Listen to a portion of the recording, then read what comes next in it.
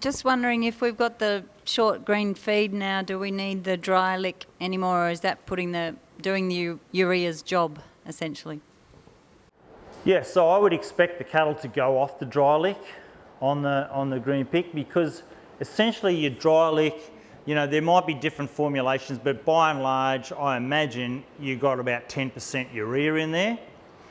And so the same as cattle would go off cottonseed when you get green pick, they will generally go off the dry licks as well. If it has more meal in it, or maybe some grain, depends what the carrier is, they might keep having a lick at it, but overall its purpose is done, which is to up the overall protein level of the diet.